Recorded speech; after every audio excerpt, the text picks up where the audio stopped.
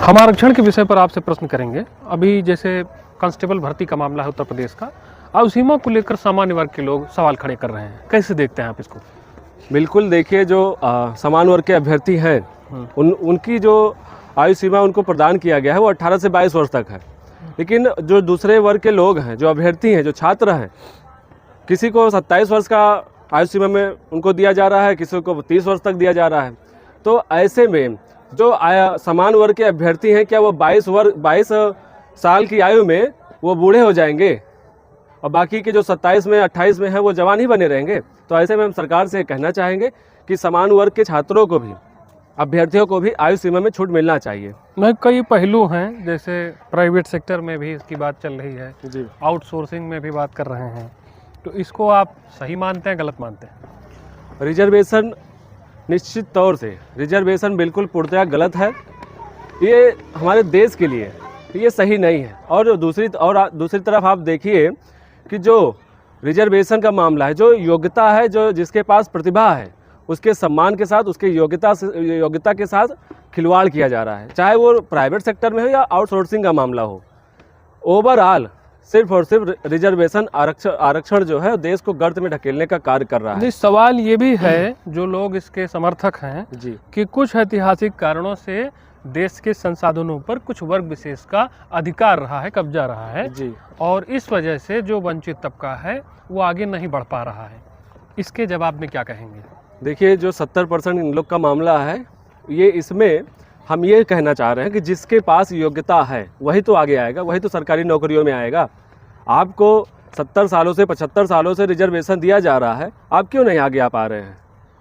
पहली बात। दूसरी चीज़ ये है कि रिजर्वेशन की समीक्षा होनी चाहिए। बात तो यही कही गई थी कि 10 वर्षों के बाद समीक्षा होगी, लेकिन आज तक क्या समीक्षा हुआ?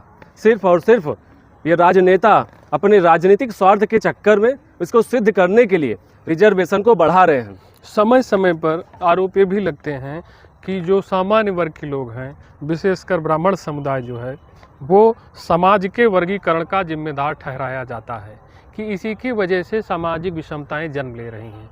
इसको आप कहाँ तक सही मानते हैं? देखिए, इसमें जो ब्राह्मण समाज इसमें कोई भूमिका ही नहीं है, पहली बात तो। और दूसरी चीज़ ये है कि ब्राह्मण समाज हो या जो है जनरल कास्ट हो, ये हमेशा से समाज को जोड़ने का कार्य किया है, ना कि जो है विभाजन करने का कार्य किया है। जो आज इन्हीं के जो नेता बनकर बैठे हुए हैं, जो तथाकथित अम्बेडकरवादी हैं, ये लोग समाज को आज तोड़ने का कार्य कर रहे हैं। ब्राह्मणों ने कभी न समाज को तोड़ा है, न देश के खिलाफ जो है कोई गतिविधि या कोई कार्य किया है। बात ये भी कही जाती है कि आप अपना सरनेम हटा लीजिए, जाति समाप्त कर देंगे तो जातिवाद समाप्त हो जाएगा। जी, कैसे देखते हैं इसको? देखिए, जातिवाद कहाँ समाप्त होगा? आप तो जाति प्रमाण पत्र जाके तहसील में बनवाते हैं और कहते हैं कि जाति समाप्त कर लीजिए।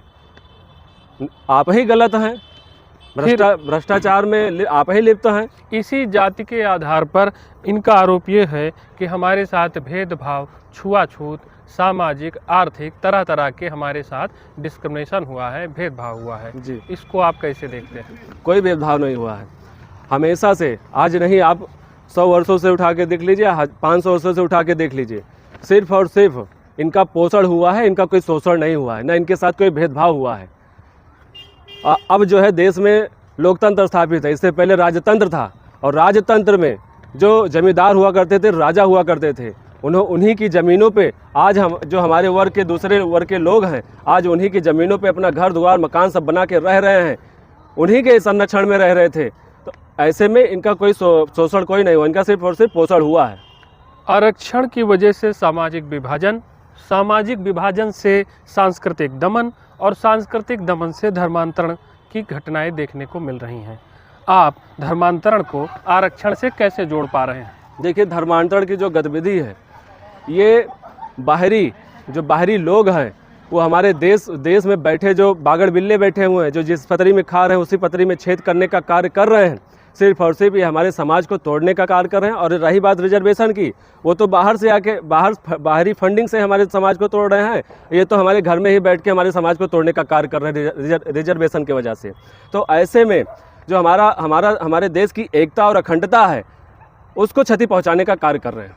आज भारतीय समाज विभिन्न वर्गों में इस तरह बटा है कि एक इसी के बीच से एक बहरूपिया समाज निकल के आ रहा है, जो समय अनुसार हिंदू है, समय अनुसार क्रिश्चियन है, बौद्ध है और धर्मनिरपेक्ष भी है, नास्तिक भी है। ये समय अनुसार वह सीजनल मौसम वैज्ञानिक बन चुका है। वो जो लोग धर्मांतरण करके बैठे हुए हैं वो ईसाई धर्म को भी का पालन कर रहे हैं, और जब कोई लाभ लेने की बात आती है तो हिंदू बनकर भी बैठे हैं।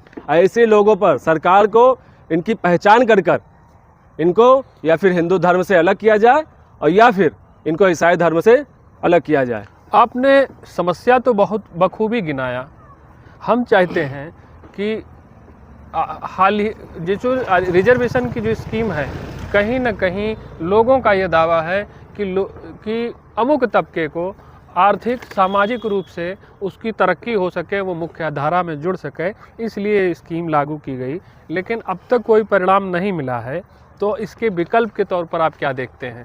क्या दिया जाना चाहिए कि जो वंचित शोषित पीड़ित हैं उनको भी संसाधन मिले? देखिए, जब रिजर्वेशन का प्रावधान किया गया था तो 10 वर्षों के लिए किया गया था, लेकिन उसके बाद ये भी कहा गया था कि इसकी समीक्षा होनी चाहिए 10 वर्षों बाद, लेकिन समीक्षा इसकी हुई नहीं। और दूसरी ओर जो आपने कहा कि इनको मुख्य धारा में कैसे लाया जाए, इनको मुख्य धारा में लाने के लिए रिजर्वेशन की जो प्रावधान किया गया है ये गलत है। अगर 70-75 वर्षों में ये मुख्य धारा में नहीं आ पाए हैं तो आगे भी नहीं आ पाएंगे, इसकी भी कोई गारंटी नहीं है। तो इनको मुख्य धारा में लाने के लिए हम सरकार से ये कहना चाहेंगे कि जो समान शिक्षा की बात होती है, जो समान स्वास्थ्य की बात होती है, इनको वो सुविधाएं उपलब्ध कराई जाए जिससे ये मुख्य धारा में आ जाएं। हम एक लड़खड़ाती हुई लोकतांत्रिक व्यवस्था में जी रहे हैं, और युवा और वर्तमान लोकतांत्रिक व्यवस्था को आप कैसे देखते हैं? देखिए, आज अगर भारत की आबादी में देखा जाए तो युवाओं की जनसंख्या सबसे ज़्यादा है।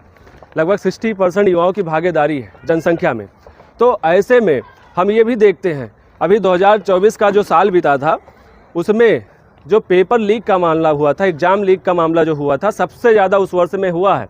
बताइए, कोई अभ्यर्थी, कोई छात्र, कोई युवा अपने घर से कोसों दूर निकलता है, किस लिए निकलता है? वो अपने सपनों को जीना चाहता है, अपने सपनों के उद्देश्य की पूर्ति के लिए निकलता है, अपने माता पिता के सपनों के लिए खातिर वो बाहर निकलता है। और जब वो पेपर एग्ज़ाम लीक होता है तो सहज ही अनुमान लगाइए उसके दिल पे क्या बीतती होगी। किसके पास, किसी अभ्यर्थी के पास, किसी छात्र के पास कितना उसका आर्थिक तरीके से मजबूत होता है, कितना होता है। एक एक रुपये जोड़ के उसके माता पिता स्वयं वो संघर्ष करता है, तब वो जो है किसी एग्ज़ाम का तैयारी करता है। और जब तैयारी करता है उसके बाद जब पेपर लीक होता है, इसमें भ्रष्टाचार फैलता है, तो सोचिए कि किस तरह से उसके सपनों पे पानी फेरने का कार्य किया जाता है। वर्तमान राजनीतिक और सामाजिक परिदृश्य में सामान्य वर्ग सबसे ज़्यादा उपेक्षित हो रहा है जी। ना इनके जनप्रतिनिधि इनकी बात करते हैं और ना ही सरकार। देखिए, सामान्य वर्ग, ये तो जाहिर सी बात है। अभी हाल ही का मामला उठाइए, जो विधायकों ने उत्तर प्रदेश की राजनीति में जो ब्राह्मण विधायकों ने एक बैठक कर ली, उसका इतना बड़ा भूचाल ये लोग बनाए। आखिर क्या है? उपेक्षा ही तो की जा रही है। अगर कोई हम हाल चाल बैठ के ले रहा है तो इसमें आपको समस्या क्या है? और दूसरी तरफ जो लोग, देखिए, समान वर्ग जो है कभी भी वो जाति की पॉलिटिक्स नहीं की है, वो हमेशा देश की पॉलिटिक्स की है। उसके लिए देश सर्वोपरि रहा है, तब जो है समाज है। वामसेव जैसे संगठन ब्राह्मणों को विदेशी बताते हैं और यहाँ तक कि मुसलमानों को स्वदेशी बताते हैं, और प्रायः सामाजिक विभाजन को प्रोत्साहन देते हुए दिखाई पड़ते हैं अपने वक्तव्यों के माध्यम से। देखिए, वामसेव का जो मामला है, आप उनका विचारधारा देखिए। उनकी जो विचारधारा है वो क्या देश के हित में है? देश की सुरक्षा के लिए, देश की विकास के लिए क्या उनकी विचारधारा है? वो लोग, उनकी जो विचारधारा है वो सिर्फ और सिर्फ देश को तोड़ने वाली विचारधारा है, देश की एकता और अखंडता को नष्ट करने वाली विचारधारा है। और जो ब्राह्मणों के विदेशी बता रहे हैं, हम इनको ये बताना चाहते हैं कि ये पहले जाके इतिहास उठाएं और उसको पढ़ें। देश की आज़ादी में सबसे ज़्यादा अगर किसी ने अपने प्राणों को न्यौछावर किया है तो ब्राह्मण ही है। हम इनको बताना चाहते हैं, ये जो इनकी जो देश में गतिविधि है, ये हम सरकार से भी कहना चाहते हैं कि इनके खिलाफ जो समाज को, हमारे हिंदुओं को तोड़ने की बात की जाती है और समाज को तोड़ने की बात की जाती है, और देश के खिलाफ की जो इनकी गतिविधि होती है उस पर एक्शन लेकर इनके ऊपर दंडात्मक कार्रवाई करने की कृपा किया जाए।